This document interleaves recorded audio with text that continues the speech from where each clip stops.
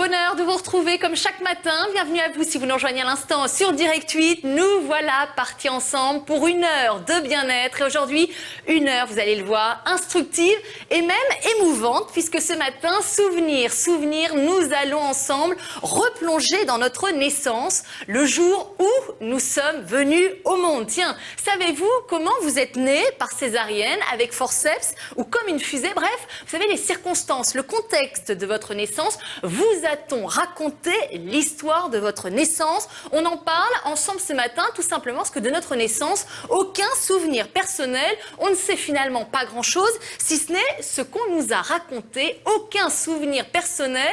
Et pourtant, c'est ce que nous allons découvrir ensemble aujourd'hui. La manière dont notre maman a accouché, la manière dont nous sommes nés, conditionne, influence toute notre vie quotidienne, notre caractère, nos émotions, notre attitude. Bref, dis-moi comment tu es né, je te dirai qui tu es. Nous en parlons ensemble ce matin. À vos côtés, Claire Denzel, bonjour. Bonjour. Sémiologue, psychothérapeute, vous êtes l'auteur de ce très beau livre consacré à la naissance. Raconte-moi ta naissance pour connaître ta vie, et c'est aux éditions Alphée. Également à nos côtés, Lise Bartoli, bonjour. Bonjour. Psychologue, hypnothérapeute, vous êtes l'auteur de ce livre Comment améliorer son destin. C'est aux éditions Payot. Voilà 9 clés pour mieux vivre sa vie. On va en parler ce matin, parce que vous allez voir, on va revivre notre naissance, on va même peut-être tout simplement renaître à nous-mêmes. Il est 10h, nous sommes en direct, le principe c'est l'interactivité. Alors ce matin, nous faisons l'émission ensemble. Allez, souvenir, racontez-nous votre naissance. Que savez-vous de votre naissance? Que vous a-t-on dit des circonstances de votre venue au monde? Fluide, facile, comme une fusée, ou plutôt la grosse logistique, forceps, césarienne, par le siège, prématurée ou déclenchée? Chaque naissance est unique, alors racontez-nous votre naissance, celle de vos enfants. Vous êtes les bienvenus, on vous attend pour nous appeler. Le numéro s'affiche en bas de l'écran, le 01 46 96 43 64. Alors ce matin, ensemble, nous allons parler de notre naissance. C'est une étape clé de notre vie et pourtant, on n'en parle pas très régulièrement de notre naissance. Bientôt, on parle beaucoup plus de notre mort que de notre naissance. Comment vous expliquer, Claire, que finalement, on passe souvent, qu'on parle si rarement de notre naissance avec notre famille, avec notre entourage? On n'aime pas revenir sur le passé?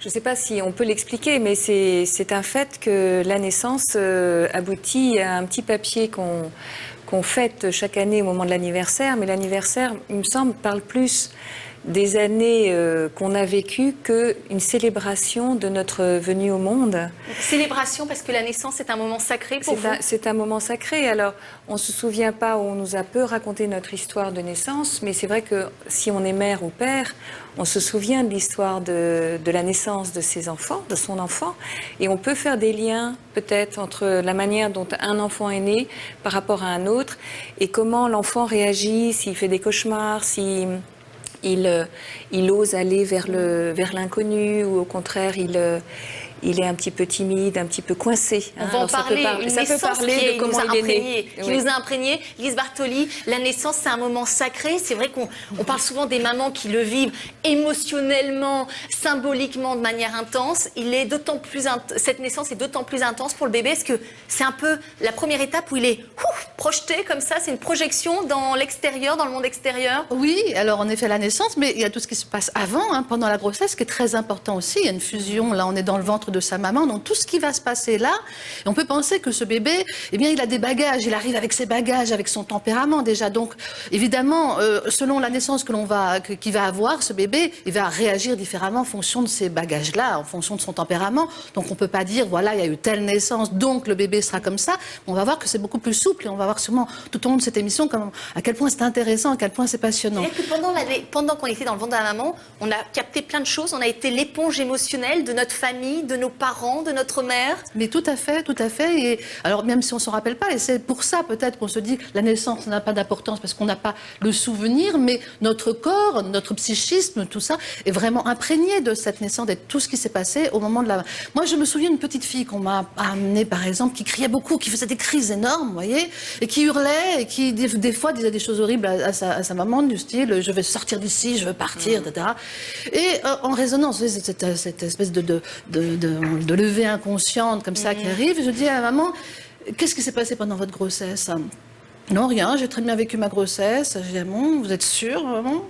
Et elle me dit « ah, vers 6 mois de grossesse, mon mari a été très malade et on m'a dit qu'il allait peut-être mourir. » Donc à ce moment-là, une angoisse terrible. Ce bébé-là, on peut penser, même si on n'en a pas la preuve, mais en tous les cas, ce bébé-là, et je l'explique devant l'enfant, peut-être qu'à ce moment-là, il a voulu partir de cette angoisse-là, de cette émotion très forte de la maman, mais n'a pas pu. Donc je suis intérieure, je ne peux pas sortir, et en même temps j'ai envie de sortir pour pouvoir me libérer de cette angoisse, mais je ne peux pas.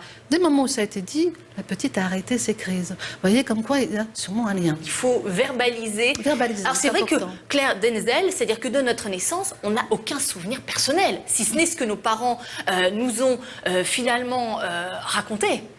Oui, on n'a pas de souvenir conscient, mais il y a une mémoire du corps. Hein. Il y a quelque chose qui s'est mis dans l'empreinte de notre corps et qui va ressurgir à différents moments de notre vie. C'est-à-dire que notre corps, lui, n'a rien oublié. Voilà, notre corps n'a rien oublié, mais effectivement, nous parlons de différentes phases de la naissance. C'est-à-dire que quand nous parlons de naissance, et quand j'en parle dans le livre, c'est déjà depuis notre conception. C'est-à-dire que quand même, il y a déjà, on pourrait dire, une première naissance dans la rencontre entre l'ovule et le spermatozoïde. Et là, ça porte toute l'énergie de cette rencontre entre l'homme et la femme. Qu'est-ce qui se passe là au niveau des désirs inconscients de l'homme et de la femme qui se rencontrent et qui créent ce nouvel être? Il y a aussi toute la phase de la nidation. C'est une phase très importante. Comment je deviens matière. Comment avant j'étais énergie, je deviens matière et je m'accroche ou non dans l'utérus. Hein. Il y a des personnes qui dans leur vie vont dire « moi je m'accroche pas » ou « je m'accroche ».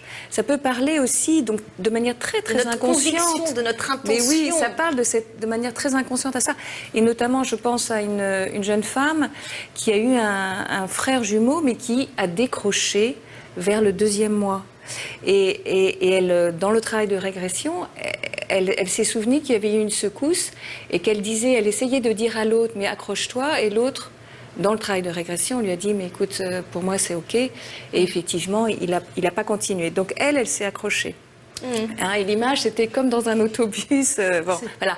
Après, il y a la phase, comme disait Lise, de toute la phase de gestation, où là, tout est poreux, je pourrais dire. Tous les stress, toutes les joies, tout ça. L'enfant, instantanément, même les rêves, l'enfant, le bébé dans le ventre, il rêve en même temps que sa maman. Et puis, il y a le passage, donc on en reparlera tout à l'heure. Et puis, les premiers moments... Hein, les premiers moments, est-ce qu'il est abandonné à la naissance avec les néons, avec le froid, la violence extérieure, donc je te triture, je te nettoie, je te machin, ou est-ce qu'il est coucouné avec encore un petit peu de continuité de sa maman, et tout des ça, odeurs. On va le voir, ça influence la vie quotidienne, notre vie future. Et vous savez, Charlotte, que les Chinois ont l'âge des enfants en 9 mois quand ils sortent de ventre de leur maman. C'est-à-dire qu'on considère déjà le bébé comme une personne à part entière dès le moment de la fécondation, hein, contrairement à nous. Donc, il y a une idée que ce bébé est porteur de plein de choses et qu'il arrive déjà, il est en train de vivre déjà. Alors que nous, on a cette notion que c'est au moment de l'accouchement, après la naissance, que le bébé commence à vivre. Et c'est peut-être pour ça qu'on n'a pas beaucoup parlé de la naissance et de tout ce qui se passe pendant la grossesse. Auparavant, finalement. Alors, comment vit-il justement le bébé, la naissance? Qu'on parle beaucoup de la maman, de l'intensité du moment, de la magie de l'instant. On parle forcément de la douleur aussi que la maman ressent. Le bébé, lui, que ressent-il? Parce que, attendez, ça commence bien. À peine arrivé, qu'on doit déjà faire preuve de persévérance, de force. La naissance, c'est une épreuve de force à elle toute seule. Et oui, c'est un passage, hein, et comme tout passage, voilà, il va falloir y mettre sa force. Et c'est vrai que ce petit être-là qui arrive, il va falloir qu'il fasse son passage en lien avec sa maman, parce que normalement, il n'y a pas uniquement le bébé qui va être tout seul, la maman aussi.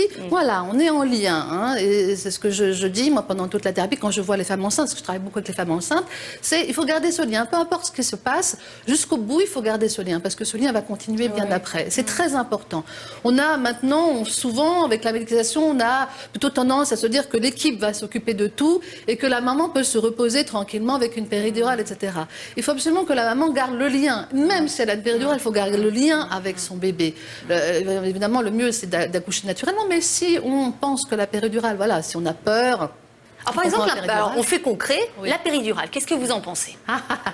Oh là, attention, parce qu'il y a tellement de femmes aujourd'hui qui demandent la péridurale, qui ont tellement peur de souffrir. Il y a une grosse demande, mais aussi, il y a aussi beaucoup de médecins qui disent attention. Et puis les équipes, moi j'ai travaillé en maternité, je sais comment ça se passe. Dès le moment où il y a une femme qui crie, c'est oh là là là là là là là, il faut qu'on amène l'anesthésiste, oh là là là là. Vous allez avoir très mal. Vous voyez les injonctions qu'on fait, on est en train de leur dire. On est déjà en train d'imprimer auprès de la femme du négatif. Vous allez avoir mal. Vous vous rendez compte qu'à dilatation 3, vous êtes en train de crier tout à l'heure, ça va être catastrophique. Il y a des mamans qui s'accrochent à moi en disant qu'est-ce que je fais? C'est vrai, c'est vrai. Allez-y, allez-y, vous allez voir, ça va bien se passer. Moi, je suis là pour les rassurer, pour faire tampon. Et puis, du coup, alors, qu'est-ce que vous pensez, vous, Lise, justement, de la péridurale? Oui, péridurale. Parce que c'est un grand soulagement pour la femme qui, elle, ne souffre pas. Pour le bébé, de son côté, comment ça se passe? La péridurale, il faut voir pourquoi on la prend. Si on la prend en disant moi j'ai peur de la douleur, je la prends tout de suite, c'est en amont qu'ils font travailler, c'est pas le jour même, hein. C'est en amont pendant la grossesse de dire moi j'ai très peur de ça. Il y a des moyens et des techniques pour pouvoir contrôler en fin de compte un peu plus son corps. Maintenant si on arrive là et qu'on se dit j'ai très peur, c'est vrai que si elle pense avoir mal, elle va justement avoir mal, hein. Donc à ce moment-là, avoir une péridurale, il faut voir comment elle est faite aussi, comment elle est dosée. On a des péridurales en ambulatoire justement où on peut marcher, où on peut être en position verticale pour accélérer la naissance, eh bien voilà, il y en a plein qui ne s'en servent pas. Il y a même des endroits où on a acheté tout pour faire. Les anesthésistes ne sont pas toujours à l'aise avec ce matériel-là, donc ils continuent de le faire. Et puis il y a des péridurales catastrophiques où on est vraiment... Alors, l'impact de la péridurale sur l'enfant qui est à naître. Qui va naître. Parce que c'est un combat, c'est-à-dire que l'enfant il est là, à la naissance, il faut qu'il se batte, c'est son premier défi. Si la maman n'est plus en lien avec son bébé, c'est vas-y, vas-y tout seul. Tirez-moi le bébé. Non, c'est pas ça, c'est le bébé, il va sentir que sa maman elle est plus là en fait. C'est ça qui est important. Alors il y a une dissociation en fait. Il y a une dissociation. Et donc là on peut avoir un petit syndrome d'abandon après, mais peut-être 10 ans, 15 ans, 20 ans, 30 ans après, tout d'un coup on va se rendre compte que l'enfant se sent abandonné, ou l'enfant voilà, est toujours en train de ramer avec les autres, voyez, bon, on ne m'aime pas, la difficulté à faire on m'abandonne, voilà. Je suis toujours tout seul. Bon, mais à l'inverse, parce que rien n'est obligatoire, à l'inverse on peut avoir un bébé qui va dire je suis tout seul, tu vas voir, je vais y aller, et ça peut donner un fonceur. Oui. Mais voilà, la naissance, c'est la première mise en acte de la séparation, en fait, puisqu'on peut dire que pendant la grossesse, c'est un corps pour deux. Alors, quel est le sens imprimé en soi de cette séparation? Est-ce que c'est une séparation dans la continuité, hein, on pourrait dire par les voies naturelles, avec le respect du temps? Si l'enfant il n'a pas voulu naître le 4 mais il a voulu naître le 5, est-ce que l'équipe médicale est d'accord, c'est-à-dire représentant du monde extérieur, est-ce que le monde extérieur est d'accord pour écouter ce temps-là? C'est au bébé de choisir le moment de sa naissance. Mais oui, c'est au bébé de choisir. On sait maintenant que c'est le bébé qui déclenche la naissance. Oui. Hein. Et donc c'est important de respecter ça. Quand il veut pas venir. Alors quand il veut pas venir, peut-être que c'est pas son temps et on peut attendre 2-3 jours. Surtout, quels sont les critères pour dire tu dois naître le 4 décembre ou le 5, hein? On n'est pas loin de 4 décembre. Pourquoi Oui, non mais c'est vrai. Donc en fait c'est des critères des premières règles, etc., qui se sont arrêtés, mais finalement, 2-3 jours près, qu'est-ce qu'on lui foute la paix, j'ai envie de dire, à ce bébé, qu'on lui laisse. Mais surtout, ça va impacter après son histoire.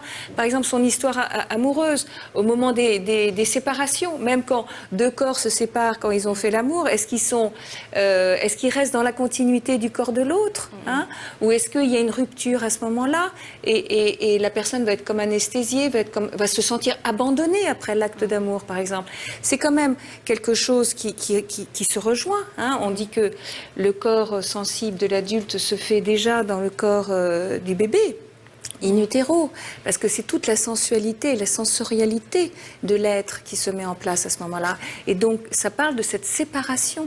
Est-ce qu'on le fait avec douceur, avec respect, ou est-ce qu'on le fait avec violence? Alors Lise, vous nous avez apporté un dessin. C'est vous qui avez dessiné ce week-end? Oui, en résonance avec ce que Claire vient de dire. Ouais. Je ne l'ai pas dessiné. Alors, je dessine moins bien que lui. Un petit garçon de 7 ans. D'accord. Voilà. Un petit garçon de 7 ans qui vient me voir et j'ai appris par la maman parce que j'ai vu la maman, qu'il y avait eu un jumeau qui était décédé avant.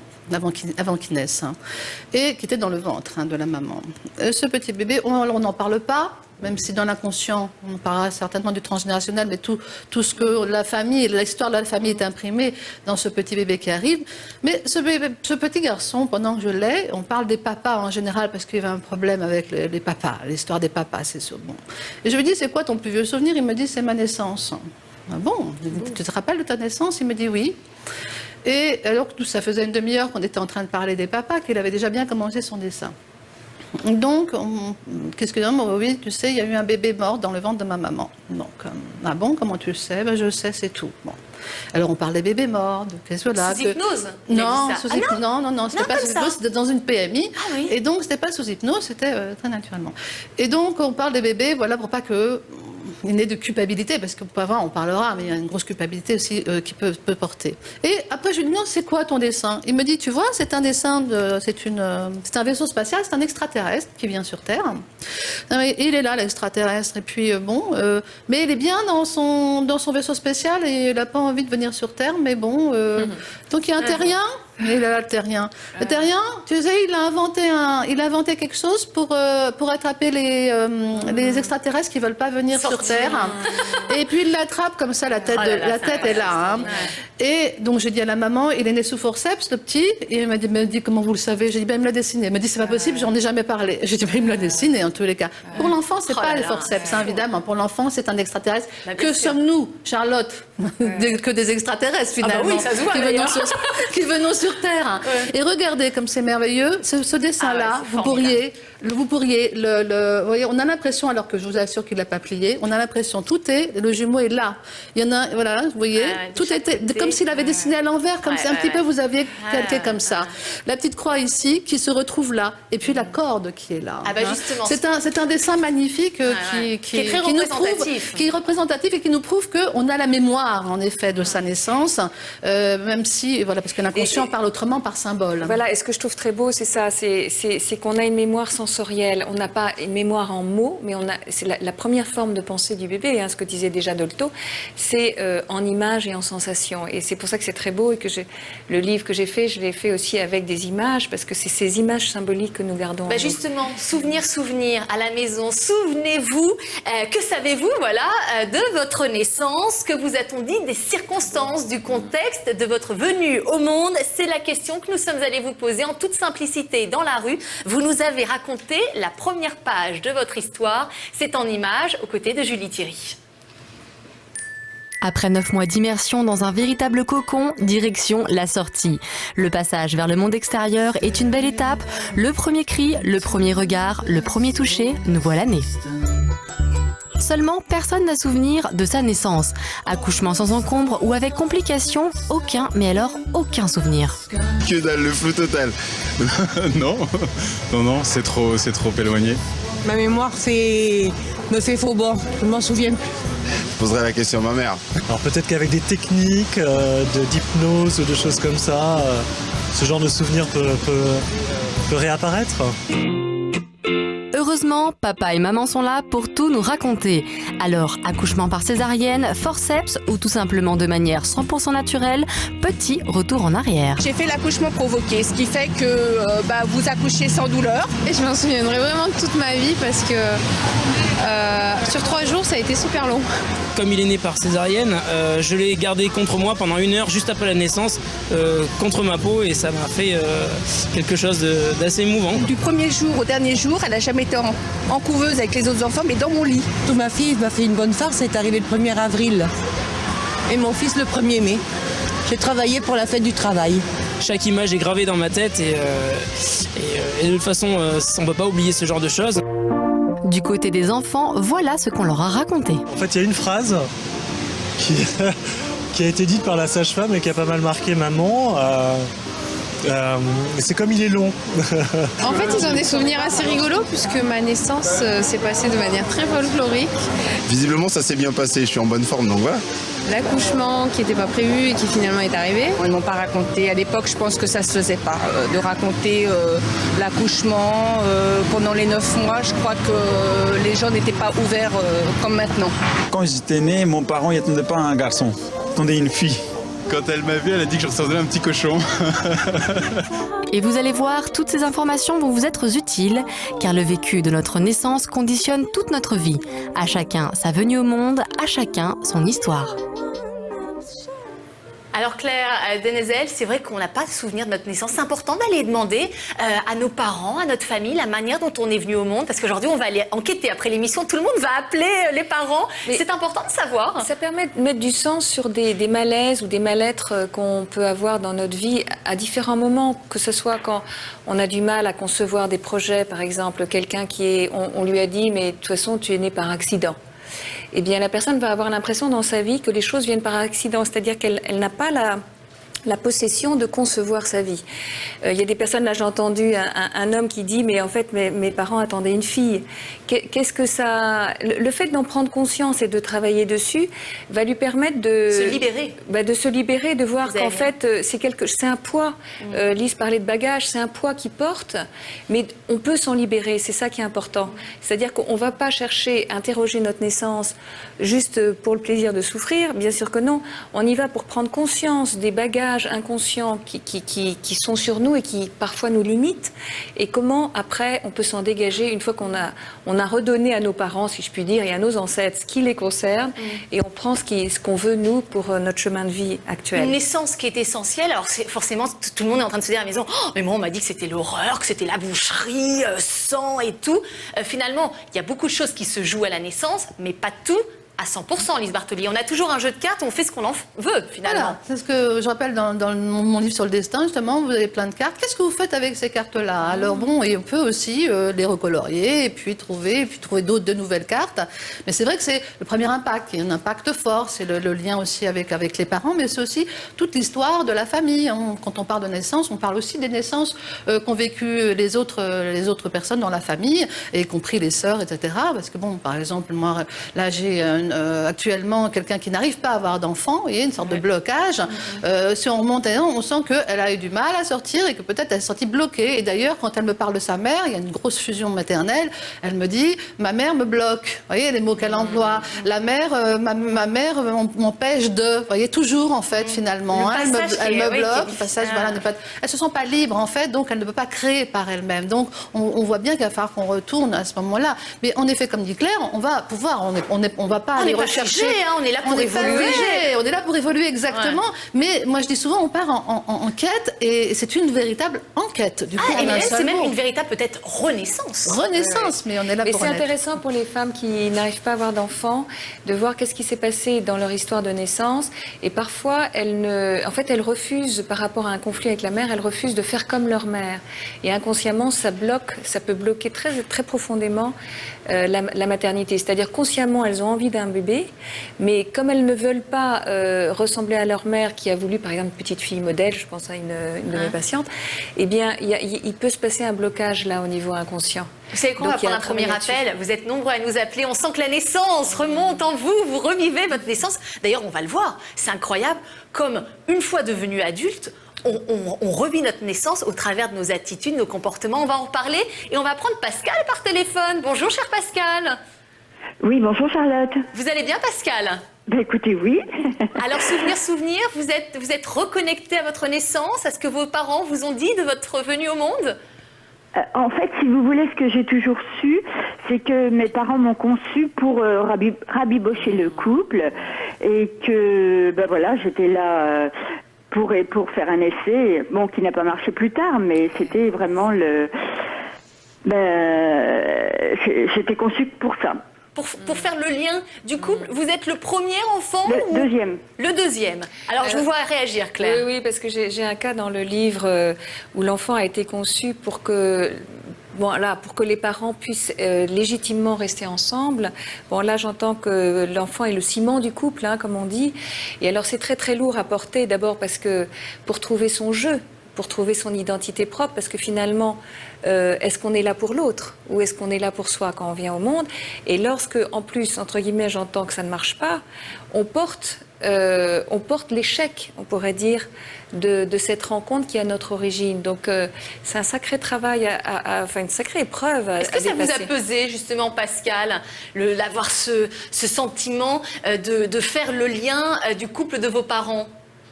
Est-ce que vous êtes senti un devoir? C'est pas conscient, forcément. Ah, c'est pas conscient. J'en ai toujours voulu à ma mère de me l'avoir dit. Ah, oui. Ah oui, de vous avoir Mais, dit votre contrat, en fait, on pourrait dire votre contrat inconscient. Et finalement, ils ont divorcé, vos parents? Oui. Alors, quand vous avez appris justement qu'ils divorçaient, quelle a été votre émotion, votre Non, sentiment? j'étais plus jeune, hein, j'étais jeune, donc ça ne m'a pas influencée, en fait. Lise Bartoli. Oui, elle dit que ça n'a pas influencé, peut-être que ça l'a influencé, mais c'est intéressant après de voir dans sa vie quelles répercussions ça a eu. Et c'est pas toujours conscient, mais d'en prendre conscience, de cet impact-là, c'est vrai que c'est important. Et on est tous porteurs de toute façon d'informations et d'attentes. Les parents, quand ils attendent un bébé. Ah, on les fantasmait. On est complètement ils imaginent qu'on sera les meilleurs. Voilà, c'est ce qu'on appelle on le bébé n'est pas du tout, imaginaire. au contraire. Ah, ou pas du tout. Oui, on l'est pas du tout. Mais là, c'est terrible. Mais de toute façon, on a une attente de qu'est-ce qu'il va faire plus tard, comment il va être, etc. Donc après, il faudrait que le bébé il rentre. Alors il y a des bébés qui vont rentrer dans le moule en disant bon je suis comme ça, sans savoir vraiment qui ils sont. Et c'est là où c'est dommageable parce qu'à un moment donné, ils vont se réveiller en disant je suis pas bien, qu'est-ce qui se passe? Il va falloir se retrouver soi au lieu de retrouver le bébé imaginaire qui est devenu l'enfant imaginaire et l'adulte imaginaire tel qu'on a voulu le concevoir, hein, y compris dans le travail que l'on fait. Il y a des gens, il sera médecin, il sera avocat. Vous comprenez que là, il y a un contrat. Alors l'enfant porte ce contrat en effet. S'il le réussit pas, ça peut être Oui, contrat inconscient, tout à fait. Hein. Une place, voilà, dans la vie, on peut avoir une place de première de cordée, justement, qui devra ouvrir les portes aux autres, ou qui devra être gentil avec sa maman, et heureusement, tiens, je vais avoir un bébé, au moins j'aurai quelqu'un qui me consolera, qui m'aimera. Là aussi, c'est un peu dur parce que là, du coup, la fusion va être très forte et si je quitte maman, elle va être malheureuse. Là, j'ai quelqu'un qui est venu pour une dépression, là, récemment. Et donc, comme à chaque fois, j'aime bien aller voir, et elle me dit, voilà, depuis quand, dépression? Depuis, je sais plus, 6 ans, voilà, je suis pas bien depuis 6 ans. Qu'est-ce qui s'est passé il y a 6 ans? Mon papa est décédé, donc ça m'a fait beaucoup de peine parce que j'étais très attachée à papa. Ah bon, on parle un peu, et je dis, la naissance, etc. Ah, mais la naissance, ma mère, je ne sais pas trop, mais ma mère m'a toujours dit, tu avais le cordon autour du cou, c'est ton père qui a détaché, s'il n'était pas là, tu serais morte. Voilà, je dis, c'est votre sauveur, papa. Des frissons. C'est le sauveur, papa. Et il est mort à un moment donné. Qu'est-ce qui se passe? Je n'ai plus mon sauveur, je n'existe peut-être plus. Mais comme quoi, les répercussions sont grandes. Mais elle n'en avait pas du tout pris conscience. Et donc, ça veut dire que même une fois devenu adulte, de manière inconsciente, on revit finalement notre naissance au travers de notre caractère, au travers de nos attitudes. Ça se manifeste comment, par exemple? On en vit l'impact et on en vit aussi, vous savez, Dolto disait, les gens qui viennent autour du berceau, c'est un peu comme les fées qui vont... c'est une très belle phrase que j'ai mise dans mon livre sur le destin, d'ailleurs, parce que vraiment, j'aime beaucoup. C'est comme des fées, vous savez, les fées dans Cendrillon, et qui vont dire, toi, tu seras comme ci, toi, il va t'arriver ceci. Et les sages-femmes, les amis, la famille vont dire, oh là là, dis donc, moi, j'en ai une hier, hein, vous voyez, non, on nous avait prédit qu'il serait dur. Tac. Ah bon, qui c'est qui vous a dit ça? Ah bah à la naissance, on dit, il écrit beaucoup, il sera dur. Et vous pensez il a que 6 ans, l'enfant, le il capte? gamin, maintenant, on se souvient qu'il y a une prédiction. Ça joue comme une prédiction qui vient de Mais est-ce que l'enfant, il capte? C'est-à-dire que tout le monde est au-dessus du berceau. Mais pas que l'enfant, c'est une interaction. Les parents, eux, se disent, ils sont imprégnés de ça. Notre bébé va être difficile. J'en ai une autre, c'était, votre bébé, parce qu'il y a eu le grand qui a eu la rubéole, votre bébé sera anormal. Donc, elle a grandi avec ce truc. Donc, enceinte, elle se disait, je vais faire un bébé anormal, vous vous rendez compte? Après, c'est peut-être, elle est peut-être pas tout à fait normale. Cette gamine, après, elle a vécu sans faire de bruit, en se faisant toute petite, elle n'a pas existé, finalement. Mais c'est pour ça qu'il faut parler en famille, parce que sinon, après, on transporte des choses, les non-dits sont des vrais boulets. Pascal, donc vous, il n'y a pas eu véritablement d'influence, finalement, de ce poids que vous portiez, de faire le lien de vos parents? Non, si, je le porte comme un fardeau. Ah, vous le portez comme un fardeau. Et comment ça se manifeste dans votre vie quotidienne? Vous avez le sentiment que ça a pu influencer la trajectoire de votre vie? Non, certainement. Parce que j'ai mal accepté cette information. Ouais. Vous auriez préféré ne pas le savoir, mais parfois il paraît que même quand on ne le sait pas, on sent les choses. Mais c'est inconscient, les transferts se font inconsciemment. Pourquoi vous savez des choses inconsciemment que votre mère même ne sait pas, des choses de la famille? Parce qu'on va déterrer, vous savez, l'enquête psychologique, on va dire, est très intéressante parce qu'on va aller déterrer des choses et dire tiens, je ne savais pas ça, alors que ma mère ne le savait pas. Ou alors elle le savait, elle ne le disait pas. Parce que il y a tout un climat familial qui fait qu'il y a des choses dont on ne parle pas. Oui. Et au moment où la femme est enceinte, c'est à ce moment-là que des choses remontent. Alors là, ça serait intéressant de travailler plus loin avec cette femme. Comment ça s'est passé quand elle est enceinte à son tour et dans son couple, qu'est-ce qui se rejoue? Parce qu'il y a vraiment, ça se déterre. Hein, donc si finalement, pour Pascal, c'est bien d'en avoir conscience pour justement pouvoir réécrire le scénario et avoir toutes les clés en main pour pouvoir justement mieux diriger sa trajectoire en fonction de ses aspirations. Prendre conscience permet de se décoller finalement de ce package, de ce bagage dont on ne veut plus. Hein. C'est vraiment choisir, on pourrait dire, choisir son héritage. Voilà. Et ne pas le penser en disant, voilà, je suis victime. Oh là là, il m'est arrivé ça. Par exemple, nombreux sont les gens qui disent, tu sais, tu n'étais pas désiré. Hein. Alors, il y en a qui vont prendre ça. Donc, c'est normal que je sois comme ça. Voilà. Je suis un peu victime parce que voilà, moi-même, je n'étais pas désirée, donc je ne suis pas inscrite, etc., dans cette lignée. Mais au contraire, c'est de s'en détacher et de se dire, non, je vais travailler ça pour pouvoir en faire une force. Hein. Oui, exactement, pouvoir en faire une force. Pascal, on vous embrasse, on vous souhaite une belle journée. Merci. Très belle journée. À bientôt. Au revoir, Pascal. On fait la pause publicitaire et après, on va prendre tous vos appels puisque vous êtes nombreux et nombreuses surtout à nous appeler. On a le sentiment que les femmes sont plus connectées à leur propre naissance. On raconte rarement la naissance aux garçons. Je faisais un sondage avant qu'on prenne l'antenne. Il n'y a pas beaucoup de garçons qui connaissent là dans l'équipe leur naissance. Hein. Oui, tout à fait. Mais là, j'ai entendu tout à l'heure dans votre témoignage trottoir là, un homme qui disait qu'il a été attendu comme une fille. Hein. Ça, c'est intéressant de voir comment dans sa vie ça se joue après. Ah bon, oh là là, c'est incroyable. Allez, le premier point de départ de notre vie, essentiel la naissance. On en parle ensemble ce matin. On fait juste la pause puis on revient juste après. Alors à tout de suite.